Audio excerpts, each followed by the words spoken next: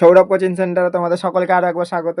আজকে যে বিষয়টা আলোচনা করব সেটা সৈয়দ মুজতবা আলীর লেখা একটি প্রবন্ধ, পঞ্চতন্ত্রের অন্তর্গত। এখানে মোট 4টে প্রবন্ধ দিয়েছে। বই কেনা, আজব শহর কলকাতা, 25শে বৈশাখ আর আড্ডা। আজকে আমরা প্রথম প্রবন্ধটা পড়ব, বই কেনা। প্রবন্ধতে যাওয়ার আগে কবির ব্যাপারে বলে দিই। সৈয়দ মুজতবা আলী 13ই সেপ্টেম্বর 1904 সালে জন্ম, 11ই ফেব্রুয়ারি 1974 সালে মৃত্যু।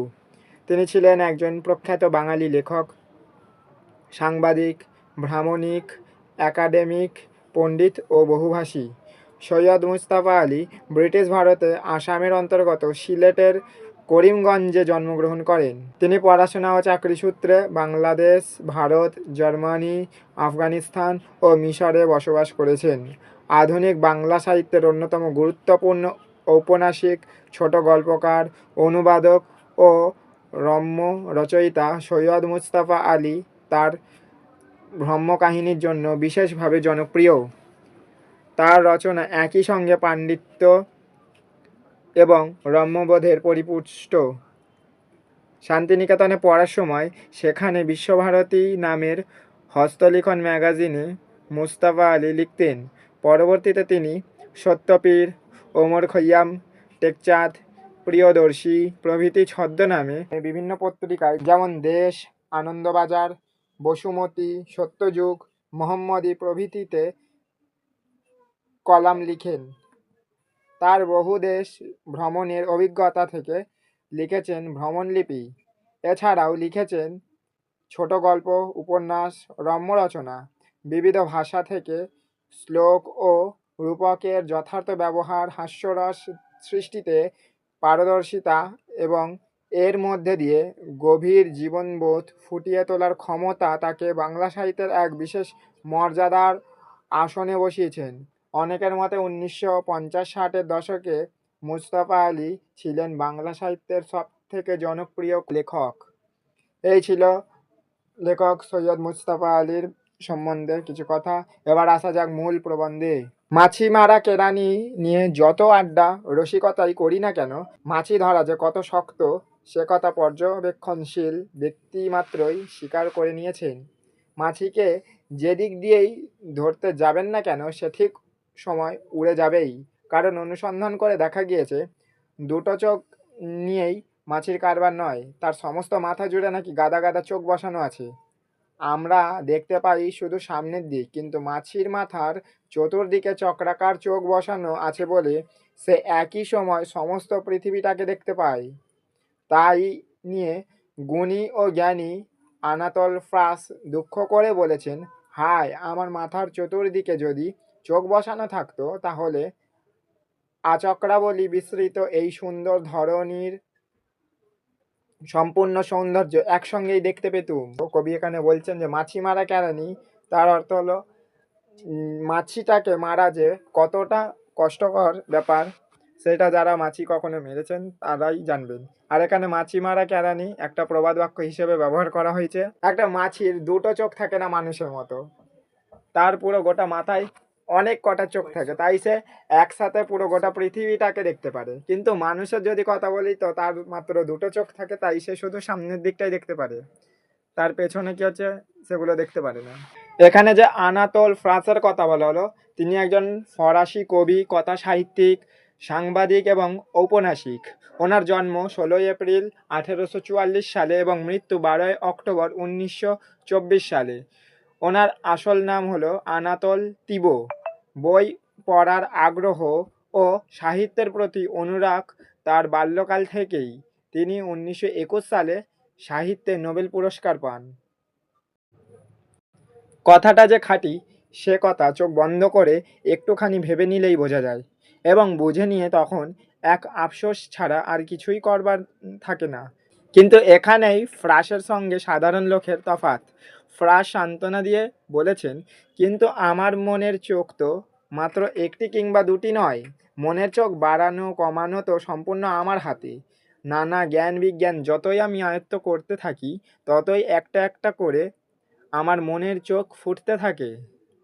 পৃথিবী আর সব সভ্য জাত যতই চোখের সংখ্যা বাড়াতে ব্যস্ত, আমরা ততই আরব্য ঔপন্যাসের এক চোখা দৈত্যের মতো ঘোতঘোত করি, আর চোখ বাড়াবার কথা তুললেই চোখ রাঙাই। এখানে আনাতোল ফ্রান্স বলছেন, আমরা নিজের চোখটাকে পরোক্ষভাবে বাড়াতে পারি জ্ঞান বিজ্ঞান বা বই পড়ে। চোখ বাড়ানোর পন্থা কি? প্রথমত বই পড়া, এবং তার জন্য দরকার বই কেনার প্রবৃত্তি। মনের চোখ ফোটানোর আরও একটা প্রয়োজন আছে।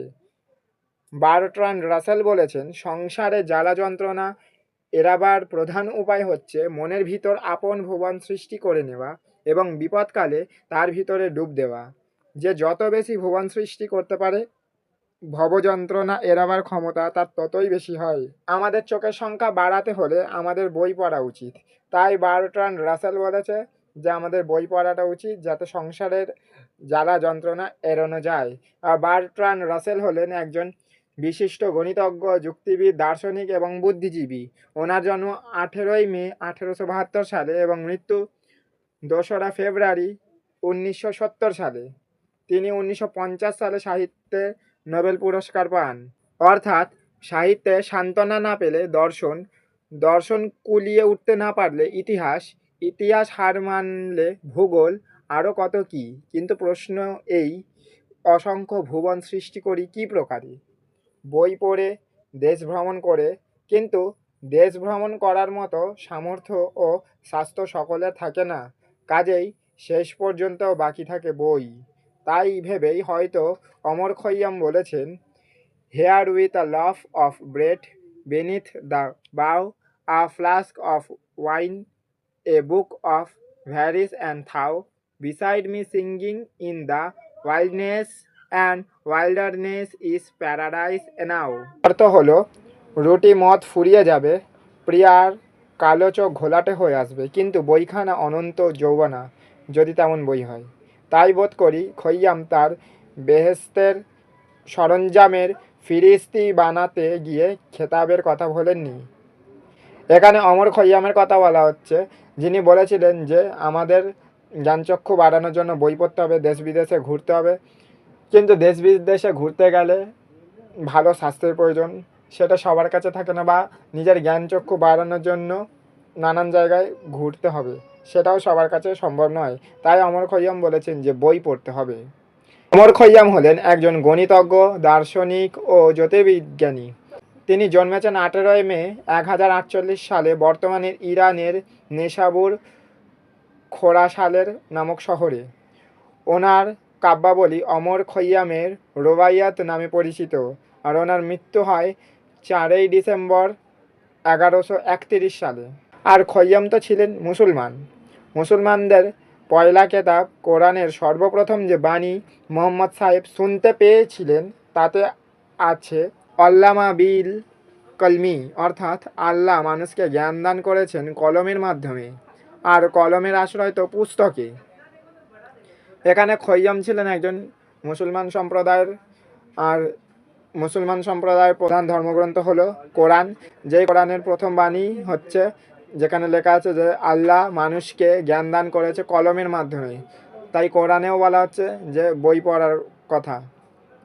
আর মোহাম্মদ সাহেব হলেন হজরত মোহাম্মদ, যার পুরো নাম। হজরত মোহাম্মদ ছিলেন ইসলাম ধর্মের কেন্দ্রীয় ব্যক্তি এবং আল্লাহ কর্তৃক প্রেরিত সর্বশেষ নবী বা বার্তাবাহক। ওনার জন্ম 29 অগস্ট 570 সালে মক্কায়, আর মৃত্যু 8ই জুন 632 সালে। বাইবেল শব্দের অর্থ বই, বই পার এক্সেলেন্স, সর্বশ্রেষ্ঠ পুস্তক, দ্য বুক। তো বাইবেল হলো খ্রিস্টান ধর্মাবলীর ধর্মগ্রন্থ। দেবকে সর্বমঙ্গলকর্মে প্রারম্ভে বিঘ্নহন্তা রূপে স্মরণ করতে হয়। তিনিই তো আমাদের বিরাটতম গ্রন্থ স্বহস্তে লেখার গুরুভার আপন স্কন্ধে তুলে নিয়েছেন। গণপতি, গণ অর্থাৎ জনসাধারণের দেবতা। জনগণ যদি পুস্তকের সম্মান না করতে জানে বা না করতে শেখে, তবে তারা দেবভ্রষ্ট হবে। এখানে বলা হচ্ছে, যেমন ভারতের বা হিন্দুদের সবথেকে প্রাচীন ধর্মগ্রন্থ যেটা মহাভারত বলা হয়, সেটা গণেশ ঠাকুর লিখেছেন। তাই এখানে গণপতি, গণ মানে জনগণ বা জনগণের দেবতা বলা হচ্ছে। তো তার যদি পুস্তককে কেউ অবহেলা করে তাহলে তারাও স্বর্গভ্রষ্ট হবে। আর গণেশ ঠাকুর দায়িত্ব নিয়েছিলেন নিজের কাঁধে যে সবাইকে সেই শিক্ষাটা দেবেন। কিন্তু বাঙ্গাল নাগর ধর্মের কাহিনী শোনে না, তার মুখে ওই এক কথা, অত কাঁচা পয়া কোথায় বাবা যে বই কিনবো। এর কথার অর্থ হলো যে এত টাকা আমরা পাবো কোথা থেকে যে বইটা কিনবো। প্রত্যেকটা বাঙালির মুখে একই কথা, কারণ তারা পড়তে ভালোবাসে না। কথাটার মধ্যে একটুখানি সত্য কনিষ্ঠা পরিমাণ লুকানো আছে, কারণ বই কিনতে গেলে টাকার প্রয়োজন হয়। আর অনেকে গরিব বা নিম্নবর্তী মানুষ হয় যারা চাইলেও বইটা কিনে পড়তে পারে না। সেটুকুই, এই যে বই কিনতে পয়সা লাগে ব্যাস, আর এর বেশি কিছুই নয়। বইয়ের দাম যদি আরও কমানো যায় তবে আরও অনেক বেশি বই বিক্রি হবে, সে বিষয়ে সন্দেহ নেই। তাই যদি প্রকাশককে বলা হয় বইয়ের দাম কমাও, তবে সে বলে বই যথেষ্ট পরিমাণে বিক্রি না হলে বইয়ের দাম কমাবো কী করে। কেন মশাই, সংখ্যার দিক দিয়ে দেখতে গেলে বাংলা পৃথিবীর 6 বা 7 নম্বর ভাষা।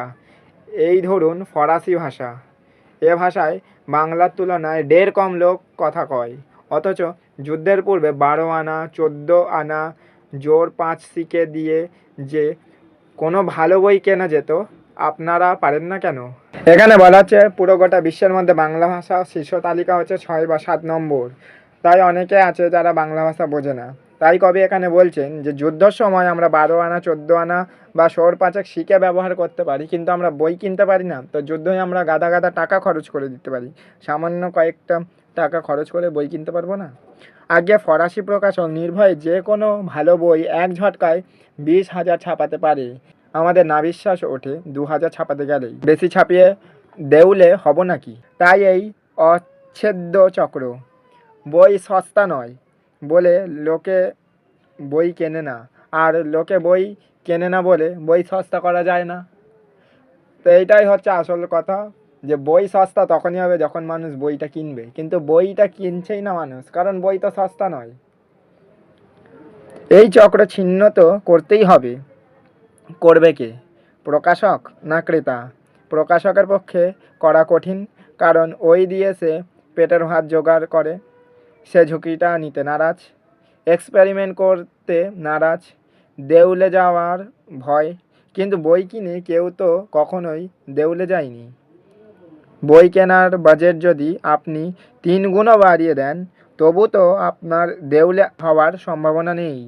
মাঝখান থেকে আপনি ফ্রাঁসের মাছির মতো অনেকগুলো চোখ পেয়ে যাবেন, রাসেলের মতো এক গাদা নতুন ভুবন সৃষ্টি করে ফেলবেন। মানে বোঝানো হচ্ছে যে বই কিনতে গেলে তো কেউ আর অর্থ সংকটে ভুগবে না। তাই যদি বাজেট 2-3 গুণ বাড়িয়েও দেওয়া হয় তবুও তারা বই কিনতে পারেন। আর যদি বই কেনেন তাহলে ফ্রাঁসের মতো মাছির মতো এক গাদা চোখ পেয়ে যাবেন, বা রাসেলের মতো সে বড় সুন্দর বাড়ি তৈরি করে ফেলতে পারবে। ভেবেচিন্তে অগ্রপশ্চাৎ বিবেচনা করে বই কেনে সংসারী লোক। পাঠক বই কেনে প্রথমটায় দাঁতমুখ খিচিয়ে, তারপর চেখে চেখে সুখ করে করে, এবং সর্বশেষ সে কেনে খ্যাপার মতো এবং চুর হয়ে থাকে তার মধ্যিখানে। এই একমাত্র ব্যসন, একমাত্র নেশা, যার দরুন সকালবেলা চোখের সামনে সাড়ে সার গোলাপি হাতি দেখতে হয় না, লিভার পচে পটল তুলতে হয় না। তো এখানে ব্যসন কথার অর্থ হলো বাসনা। কবি বলছেন যে যদি বই কেনে তাহলে বই কিনবে সংসারী লোকেরা, যারা বইটা পড়বে কি পড়বে না তারা নিজেরাও জানে না, আর বইটার কি করতে হবে সেটাও জানে না। তাই একটা নেশার দরুন তারা বইটা কিনবে, আর বইটা পড়ার পর যখন সকালে ঘুম থেকে উঠবে তখন চোখের সামনে দেখবে গোলাপি হাতি। এখানে গোলাপি হাতি বলতে বোঝানো হয়েছে যে যেটার অস্তিত্ব নেই সেইগুলো সব উল্টো পাল্টা কল্পনা করবেন। আর লিভার পচে পটলে তুলবে না, মানে লিভারও পচে যাবে না বইটা পড়লে, আর মারাও যাবে না। পটল তোলা মানে মারা যাওয়া। আমি নিজে কি করি? আমি একধারে প্রডিউসার এবং কাস্টমার। তামাকের মিক্সচার দিয়ে আমি নিজেই সিগারেট বানিয়ে প্রডিউসার, এবং সেইটিকে খেয়ে নিজেই কাস্টমার। আরও বুঝিয়ে বলতে হবে? আমি একখানা বই প্রডিউসার করেছি, কেউ কেনে না বলে আমি কাস্টমার, অর্থাৎ নিজেই মাঝে মাঝে কিনি। এখানে কবি বোঝাচ্ছেন যারা গল্প লেখেন বা বই লেখেন, যারা নতুন কবি, তাদের বই কেউ লেখেন, তাদের বই কেউ কেনেনি না। তাই তারা যেমন নিজের বই নিজেই লেখেন, মানে প্রডিউসার হন, ঠিক তেমনই আবার নিজের বই নিজেই কিনে কাস্টমারও হয়ে যান। মার্ক টুয়েনের লাইব্রেরিখানা নাকি দেখবার মতো ছিল। মেঝে থেকে ছাদ পর্যন্ত বই বই, শুধু বই। এমনকি কার্পেটের ওপর গাদা গাদা বই স্তূপকৃত হয়ে পড়ে থাকতো, পা ফেলা ভার। এক বন্ধু তাই মার্ক টুয়েনকে বললেন, বইগুলো নষ্ট হচ্ছে, গোটাখানেক সেলফ জোগাড় করছো না কেন? এখানে মার্ক টুয়েন হলেন আমেরিকান লেখক, যিনি আমেরিকান সাহিত্যের জনক। ওনার আসল নাম হলো স্যামুয়েল লং হোর্ন ক্লেমেন্স। ইনি 30শে নভেম্বর 1835 সালে জন্ম ফ্লোরিডায়, আর মৃত্যু 21শে এপ্রিল 1910 সালে। মার্ক টোয়েন কথার অর্থ হলো 12 ফুট গভীর জল। মার্ক টুইনের অনেক বই ছিল, তাই লাইব্রেরিতে রাখার মতো জায়গা থাকতো না। লাইব্রেরি দিয়ে মাঝে মাঝে মেঝেতে পড়ে যেত। তখন তার বন্ধুরা এসে বলতো যে বইগুলো রাখার জন্য আর একটা লাইব্রেরি বা আর একটা সেলফ জোগাড় করো। মার্ক টুয়েন খানিকক্ষণ মাথা নিচু করে ঘাড় চুলকে বললেন, ভাই বলছো ঠিকই, কিন্তু লাইব্রেরিটা যে কায়দায় গড়ে তুলেছি, সেলফ তো আর সে কায়দা জোগাড় করতে পারিনি। সেলফ তো আর বন্ধু বান্ধবের কাছ থেকে ধার চাওয়া যায় না। এখানে মার্ক টুয়েন তার বন্ধুকে এটাই বোঝাতে চাইছে যে যেইটুকু বানিয়েছে সে সেইটুকুই পারবে। এমন তো তার কোনো বন্ধু নেই যে তাকে সেলফ উপহার হিসেবে দেবে। শুধু মার্ক টুয়েনই নয়, দুনিয়ার অধিকাংশ লোকই লাইব্রেরি গড়ে তুলে কিছু বই কিনে আর কিছু বই বন্ধুবান্ধবের কাছ থেকে ধার করে ফেরত না দিয়ে। সে মানুষ পরের জিনিস গলা কেটে ফেললেও ছোবে না, সেই লোকই দেখা যায় বইয়ের বেলায় সর্বপ্রকার বিবেক বিবর্জিত। তার কারণটা কি? এক আরব পণ্ডিতের লেখাতে সমস্যাটার সমাধান পেলুম। পণ্ডিত লিখেছেন, ধনীরা বলে পয়সা কামানো দুনিয়াতে সবচেয়ে কঠিন ধর্ম, কিন্তু জ্ঞানীরা বলেন না, জ্ঞানার্জন সবচেয়ে কঠিন কাজ। এখন প্রশ্ন, কার দাবিটা ঠিক, ধনীর না জ্ঞানীর? আমি নিজে জ্ঞানের সন্ধানে ফিরি, কাজেই আমার পক্ষে নিরপেক্ষ হওয়া কঠিন। তবে একটা জিনিস আমি লক্ষ্য করেছি, সেইটে আমি বিচক্ষণ জনের চক্ষুগোচর করতে চাই। ধনীর মেহনতের ফল হলো টাকা। সে ফল যদি কেউ জ্ঞানীর হাতে তুলে দেয়, তবে তিনি সেটা পরমানন্দে কাজে লাগান। এবং শুধু তাই নয়, অধিকাংশ সময়ই দেখা যায় জ্ঞানীরা পয়সা পেলে খরচ করতে পারেন ধনীদের চেয়ে অনেক ভালো পথে, ঢের উত্তম পদ্ধতিতে। পক্ষান্তরে জ্ঞানচর্চার ফল সঞ্চিত থাকে পুস্তক রাচিতে, এবং সে ফল ধনীদের হাতে গায়ে পড়ে তুলে ধরলেও তারা তার ব্যবহার করতে জানে না, বই পড়তে পারে না। এখানে কবি বলেছেন একজন আরব পণ্ডিত এই সমস্যার সমাধান করেন। একটা ধনী ও জ্ঞানীর মধ্যে বিবাদ শুরু হয়। ধনীটা বলে যে তার কাজটা করা কঠিন, জ্ঞানী বলে জ্ঞানী হওয়াটা কঠিন। তখন ধনী জ্ঞানীর মধ্যে বিবাদ শুরু হয়। এখানে তাই কবি নিজের সেই সমস্যাটা সমাধান করে বলেন যে ধনীদের কাজ কঠিন, তার কারণ ধনীরা অনেক পরিশ্রম করে টাকা পয়সা উপার্জন করেন। আবার জ্ঞানীদের কাজও কঠিন, কারণ জ্ঞানীরা সেই টাকাটা কোথায় ব্যবহার করা উচিত সেই দিকটা তুলে ধরে। তাই সব বিচার বিবেচনা করে জানা যায় যে ধনীদের থেকে জ্ঞানীরাই শ্রেষ্ঠ, কারণ জ্ঞানের মাধ্যমেই ধনী হওয়া সম্ভব। জ্ঞান ছাড়া নিরক্ষর হয়ে কখনোই ধনী হওয়া সম্ভব নয়। আরব পণ্ডিত তাই বক্তব্য শেষ করেছেন QED দিয়ে, অতএব সপ্রমাণ হলো জ্ঞানার্জন ধনার্জনের চেয়ে মহৎ। তাই প্রকৃত মানুষ জ্ঞানের বাহন পুস্তক জোগাড় করার জন্যে সকাতর অর্থ ব্যয় করে, একমাত্র বাংলাদেশ ছাড়া। এখানে কবি বলছেন যে আমরা বাঙালিরা বই কিনি না বা বই পড়ি না, তাই কবি খুব আবেদন করছেন যে আমরা যাতে বই কিনে বই পড়ি, যাতে বইয়ের দামটা কমে, সস্তা হয়। এখানে আসল উদ্দেশ্যটা বই সস্তা হওয়া নয়, এখানে আসল উদ্দেশ্য হলো বইটা পড়ে নিজের জ্ঞান অর্জন করা। সেদিন তাই নিয়ে শোক প্রকাশ করাতে আমার জনৈক বন্ধু একটি গল্প বললেন। এক ড্রয়িং রুম বিহারিণী গিয়েছেন বাজারে স্বামীর জন্মদিনের জন্য সওগাত কিনতে। দোকানদার এটা দেখায়, সেটা শেখায়, এটা নাড়ে, সেটা কাড়ে, কিন্তু গর্বিণী ধনীর কিছুই আর মনঃপূত হয় না। সব কিছুই তার স্বামীর ভাণ্ডারে রয়েছে। শেষটায় দোকানদার নিরাশ হয়ে বলেন, তবে একখানা ভালো বই দিলে হয় না? গর্বিণী নাসিকা কুঞ্চিত করে বললেন, সেও তো ওর একখানা রয়েছে। যেমন স্ত্রী তেমনই স্বামী, একখানা বই তাদের পক্ষে যথেষ্ট। অথচ এই বই জিনিসটার প্রকৃত সম্মান করতে জানে ফ্রান্স। কাউকে মোক্ষম মারাত্মক অপমান করতে হলেও তারা ওই জিনিসটা দিয়েই করে। মনে করুন আপনার সবচেয়ে ভক্তি ভালোবাসার দেশের জন্য। তাই যদি কেউ আপনাকে ডাহা বেইজ্জত করতে চায়, তবে সে অপমান করবে আপনার দেশকে। নিজের অপমান আপনি হয়তো মনে মনে 50 গুণে নিয়ে সরে যাবেন, কিন্তু দেশের অপমান আপনাকে দংশন করবে বহুদিন ধরে। এখানে কবি বলছেন যে বইকে সম্মান করতে জানেন সব থেকে বেশি ফ্রান্সের মানুষরা। তার কারণ কাউকে যদি সম্মান করতে হয় তাহলে তাকে ভালো বই দেবে, আবার যদি কাউকে অপমান করতে হয় তাহলে তাকে খারাপ বই দেবে। এখানে কোনো বইকে ভালো বা খারাপ বলা হচ্ছে না, মানে বইয়ের ধরন হিসেবে বলা হচ্ছে। তার মানে তারা ফ্রান্সের মানুষরা বইয়ের ব্যবহার ভালোভাবে জানে, যেটা বাঙালিরা জানে না। আদ্রে জিদের মেলা বন্ধুবান্ধব ছিলেন অধিকাংশ নামকরা লেখক। জিদ রুশিয়া থেকে ফিরে এসে সোভিয়েত রাজ্যের বিরুদ্ধে একখানা প্রাণঘাতী কেতাব ছাড়েন। প্যারিসের স্তালিনীয়রা তখন লাগতো জিদের পিছনে, গালিগালাজ কটুকাটব্য করে জিদের প্রাণ অতিষ্ঠ করে তুলত। কিন্তু আশ্চর্য, জিদের লেখক বন্ধুদের অধিকাংশই চুপ করে সব কিছু শুনে গেলেন, জিদের হয়ে লড়লেন না। জিদের জিগারে জোর চোট লাগলো। তিনি স্থির করলেন এদের একটা শিক্ষা দিতে হবে। কাগজে বিজ্ঞাপন বেরোলো, জিদ তার লাইব্রেরিখানা নিলামে বেচে দেবেন বলে মনস্থির করেছেন।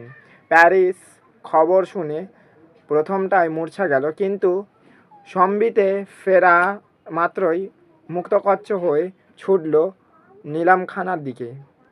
সেখানে গিয়ে অবস্থা দেখেই সকলের চক্ষু স্থির। আদ্রে জিদে ছিলেন একজন নোবেলজয়ী ফরাসি সাহিত্যিক, যিনি 22শে নভেম্বর 1869 সালে প্যারিসে জন্মগ্রহণ করেন এবং তিনি রবীন্দ্রনাথ ঠাকুরের গীতাঞ্জলিকে ফরাসি ভাষায় অনুবাদ করেছিলেন এবং 1947 সালে তিনি সাহিত্যে নোবেল পুরস্কার পান। আর 1951 সালে 19শে ফেব্রুয়ারি প্যারিসেই তিনি মারা যান। যেসব লেখক জিদের হয়ে লড়েননি, তাদের যেসব বই তারা জিদকে স্বাক্ষর সহ উপহার দিয়েছিলেন, জিদ মাত্র সেগুলোই নিলামে চড়িয়েছেন। জিদ শুধু জঞ্জালই বেঁচে ফেলেছেন। এখানে কবি বলছেন যে জিদ, যিনি ছিলেন নোবেলজয়ী একজন সাহিত্যিক, তার কয়েকজন বন্ধু, নামকরা বন্ধু, তারা রাশিয়া থেকে ফিরে এসে বই ছাপার জন্য প্যারিসে আসেন এবং প্যারিসে এসে কিছু স্তালিনীয়রা জিদকে দেখে উল্টোপাল্টা খারাপ ভাষা বলে, কিন্তু জিদের হয়ে কেউ প্রতিবাদ করেনি। তাই জিদের এতে খুব মন খারাপ হয়, কষ্ট হয়। তাই সে তার লেখক বন্ধুদের উচিত শিক্ষা দেওয়ার জন্য ঠিক করেন যে সে পুরো গোটা লাইব্রেরিটা নিলামে দিয়ে দেবে। যখন সবাই নিলামের জন্য আসে তখন দেখতে পায় তার বন্ধুরা যে নিলামে একমাত্র তাদের দেওয়া উপহার করা বইগুলোই নিলামে চড়ছে, আর অন্য কোনোগুলো নিলামে হচ্ছে না, কারণ তাদের বইগুলোই ছিল জিদের কাছে জঞ্জালের সমান। প্যারিসের লোক তখন যে অট্টহাসি ছেড়েছিল সেটা আমি ভূমধ্যসাগরের মধ্যেখানে জাহাজে বসে শুনতে পেয়েছিলুম, কারণ খবরটার গুরুত্ব বিবেচনা করে রয়টার সেটা বেতারে ছড়িয়েছিলেন।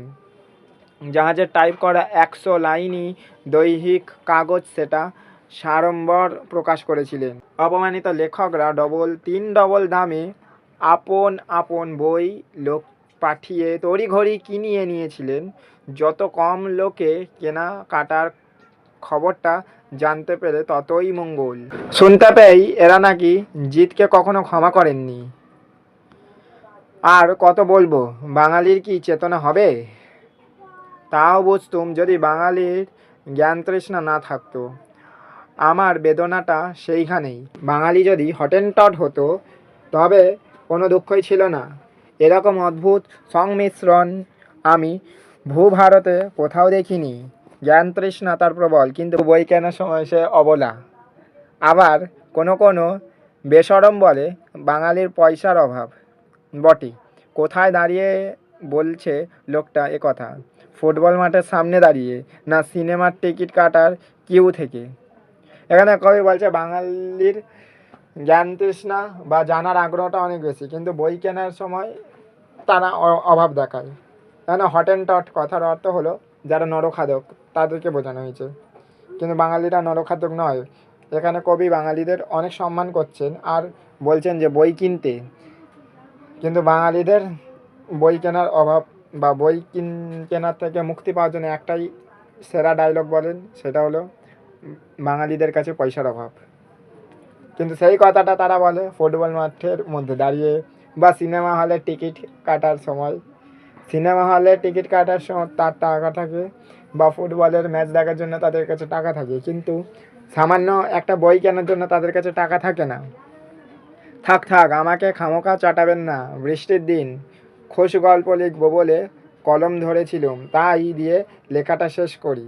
গল্পটা সকলেই জানেন, কিন্তু তার গূঢ়ার্থ মাত্র কাল বুঝতে পেরেছি।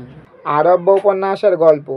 এক রাজা ছিলেন, হেকিমের একখানা বই কিনতে বাগাতে না পেরে তাকে খুন করেন। বই হস্তগত হলো। রাজা বাহ্যজ্ঞান হারিয়ে বইখানা পড়ছেন, কিন্তু পাতায় পাতায় এমনই জুড়ে গিয়েছে যে রাজা বারবার আঙুল দিয়ে মুখ থেকে থুতু নিয়ে জোড়া ছড়িয়ে পাতা উল্টাচ্ছেন।